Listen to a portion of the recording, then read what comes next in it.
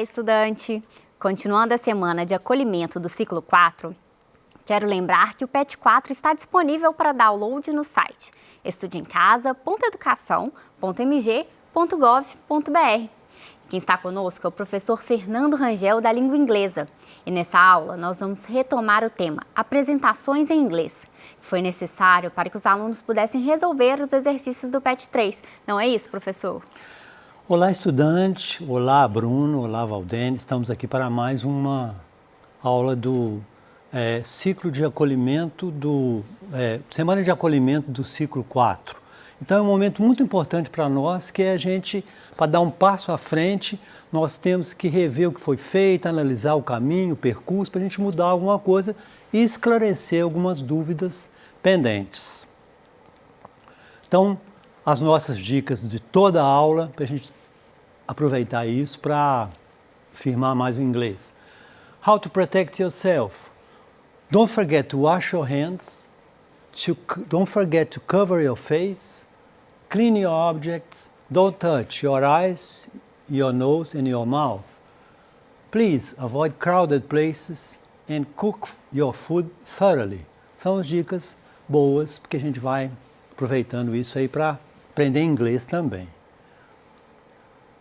Então nós estamos aqui nessa semana do acolhimento. Então entre um ciclo e outro tem sempre uma semana que é muito importante. Dúvidas que ficaram para trás, que a gente, para ir para frente, tem que resolver o que está para trás, algumas dúvidas. So let's get started. Vamos começar.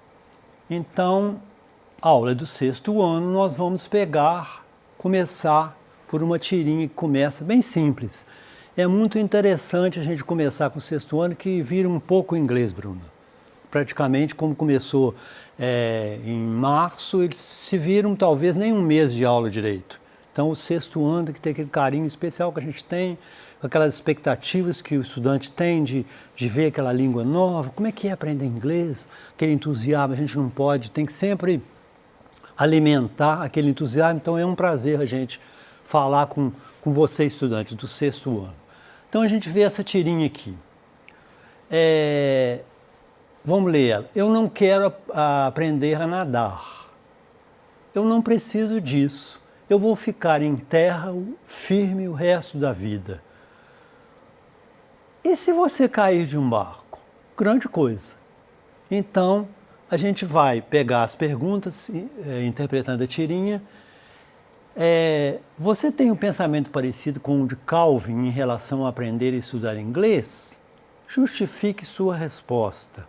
Então é o seguinte, ele fala que não vou precisar, não vou para outro país, não vou morar em outro país, não vou trabalhar no emprego X, então não vou precisar de aprender inglês. Mas muito aluno fala, eu não sei nem português, não vou sair daqui, eu vou precisar de falar isso. Mas é importante. A língua inglesa representa uma oportunidade muito grande de um emprego, de um trabalho, ou aquele aluno que sabe falar o inglês, que entende a língua, é um diferencial na vida dele. Então conhecimento sempre é bom. Então, não sabe o que vai acontecer no dia a dia. Então, a gente vê aqui nessa pergunta, você tem um pensamento parecido com o de Calvin em relação a aprender e estudar inglês? Justifique sua resposta. Quando as respostas abertas, eu não coloco nada, não. Para o aluno ter a facilidade, a liberdade para se expressar. Então, sempre assim eu coloco. Então, você vai justificar aqui, estudante, o que você concorda? Você pensa igual o Calvin? Que se não vai para outro país, não vai morar fora do Brasil, não vai sair, você não precisa de aprender inglês. E a gente sabe que muitas pessoas, que 80% dos falantes da língua inglesa não são falantes nativos. Então, você pode trabalhar aqui no Brasil mesmo, sem sair, e com a língua inglesa, ou sendo um professor, ou um jornalista. Então, você vai fazer uso da língua inglesa, mas sem ter que sair do país. E a gente não sabe o dia da manhã, né? Então conhecimento sempre é bom ter demais. Então você responde desse jeito. A pergunta 2. Assim como ele disse, você acredita que se ficar somente em sua cidade ou país, você não precisará do inglês? Então você vai responder do jeito que você quiser. Então você acha que você precisar. E uma coisa, Bruno, que eu acho também interessante, e você estudante vai notar isso, que hoje em dia, com a internet, para navegar na internet, você precisa de inglês. Eu acho assim, muito difícil a pessoa navegar com fluência na internet, com desembaraço, sem saber inglês. Porque tudo em inglês, os sites são em inglês, aqueles termos da navegação são em inglês. Então é importante que a pessoa saiba, só por isso já é um motivo. Não vou sair, não vou para outro país, vou ficar na minha cidade. Mas gosto de navegar na internet. É o videogame que eu gosto de ver, um filme, no YouTube, aquelas configurações todas, é usar o celular. Então a língua também dá tecnologia. E se eu gosto de tecnologia, eu vou ter que saber inglês. Então é o que eu digo, só pelo fato de gostar da internet, de navegar na internet, já é um motivo da pessoa ter que saber inglês. E eu noto também muita coisa também aqui dessas gravuras que a gente procura, que são livres de direito autoral, a gente procura essas gravuras, eu ponho às vezes em inglês, você acredita, Bruna? Põe em inglês a boy, a girl, ele acha mais figuras, mais opções do que se pusesse em português. Então eu coloco sempre às vezes uma coisa que eu quero, eu ponho a boy clip art, a girl clip art, então ele acha mais coisas que a língua portuguesa. Também a língua do conhecimento, que é importante a pessoa para aprender também mais, ter acesso, então fica essa dica para vocês que vocês preencham de acordo, você estudante preencha de acordo com o que você achar mais importante. Então, 3. Sem sair de casa você encontra palavras e expressões em inglês? Muitas ou poucas? E você, Bruna? Muitas. Mesmo sem saber inglês no dia a dia, né? Muitas. É o que a gente já fez várias aulas sobre isso, sobre as palavras universais, muita palavra. Eu uma vez, quando dava aula, fiz uma lista, na época, já há muito tempo, já conseguia, não sei se 350 palavras, mas é muita palavra mesmo. E hoje em dia, com a importância do mundo digital, as palavras, cada dia aparece uma palavra nova, né? Então, o que eu falo, às vezes o estudante está falando e usando o inglês sem saber que várias palavras que ele está usando. Lockdown, por exemplo, que é uma palavra nova relativa à pandemia, que todo mundo está usando e quase que entrou para a língua portuguesa. Então essa palavra é uma palavra da língua inglesa. Então eu sempre usei esse argumento. Vocês usam lan house, milhões de outras palavras. Videogame, game is over, muitas palavras que são do inglês. Então vamos continuando aqui. Quando pensamos na língua inglesa, geralmente lembramos dos Estados Unidos, claro, Estados Unidos ou Inglaterra. Mas a língua inglesa é uma língua universal, que não pertence a um só país. Quais os outros países falam a língua inglesa como língua oficial e como segunda língua? Em quais continentes esses países estão? Então a questão também é aberta, que vocês vão responder. A gente vai fazer uma reflexão aqui. Então a gente pensa, igual eu falei, todo dia repito isso, mas é importante, 80% dos falantes da língua inglesa não são falantes nativos, são usuários da língua. Uma parte do Canadá fala inglês, uma parte outra do Canadá, parte francês. Francês, você tem os países que eu vou fazer aqui dos países, falar aqui dos países que falam inglês como língua oficial. Você tem aqui na América do Norte, você tem o Canadá, que é o Alasca, que é um estado americano, você tem os Estados Unidos e o Canadá, que são países de língua inglesa oficial, foram colonizados pela Inglaterra, por isso que falam a língua inglesa, né? Tem alguns países pequenos, eu estou pondo os maiores. Então vamos ver o outro aqui, que está no slide aqui. Está o Reino Unido, que são várias ilhas, vários países, que é a Escócia, em cima você tem a Inglaterra, país de Gales, Irlanda do Norte e do Sul também são países que falam a língua inglesa como língua oficial, né? Então você tem vários inglês, tem o inglês do Canadá, você tem o inglês dos Estados Unidos, você tem o inglês da Inglaterra. Então hoje a gente traz essa noção muito importante do inglês como língua franca, que não tem, claro que a gente vai seguir um modelo, mas não é aquele modelo americano que a gente tem que seguir porque é o mais importante, não. Nós temos que seguir o modelo do usuário de língua inglesa. O usuário experiente é aquele que sabe o que é usado na língua ou não, mas às vezes nem é uma pessoa no Brasil.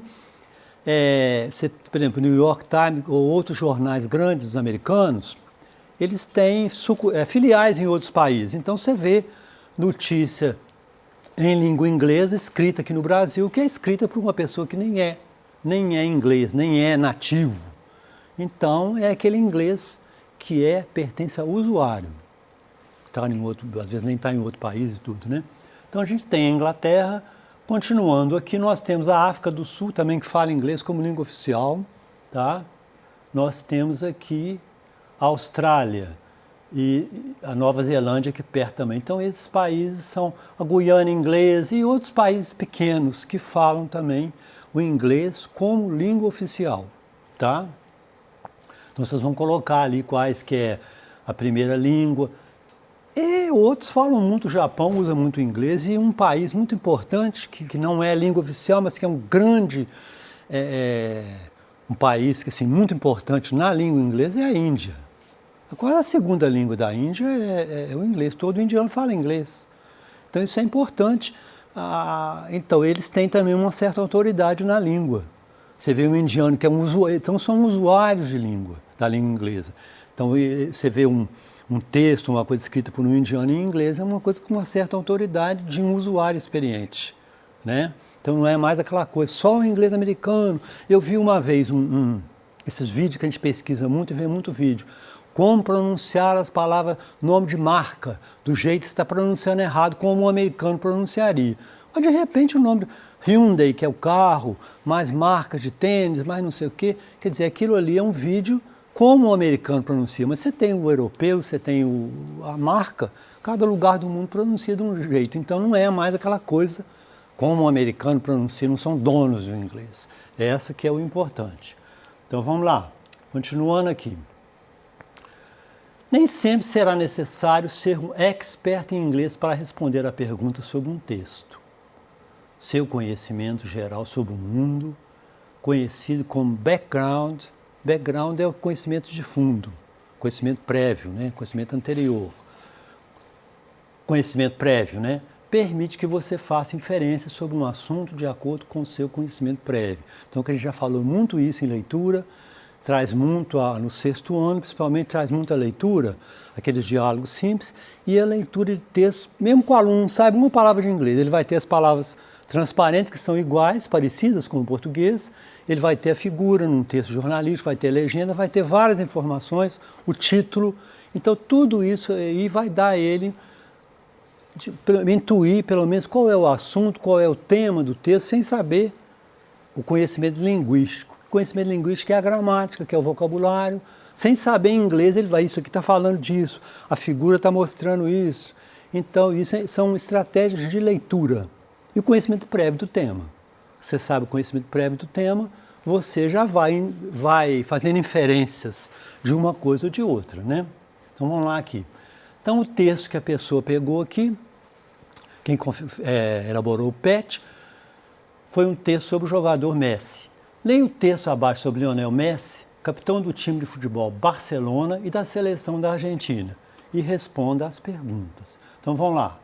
Então é o caso, o aluno no sexto ano, ele tem pouco conhecimento de gramática, pouco vocabulário, mas ele já vai aí de cá, de lá, eu falo tomando a sopa pelas beiradas, e vai interpretando uma coisa e outra. Então vamos ver aqui o texto. Hello, ele falando sobre ele mesmo. My name is Lionel Messi.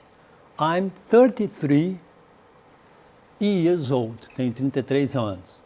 I am from Argentina, sou da Argentina, but now I live in Barcelona, in Spain, with my parents, Jorge and Célia. Vivo com meus pais na Espanha. My sister Marisol and my two brothers, Matias and Rodrigo. I play football for the Barcelona team. Eu jogo futebol para o time do Barcelona.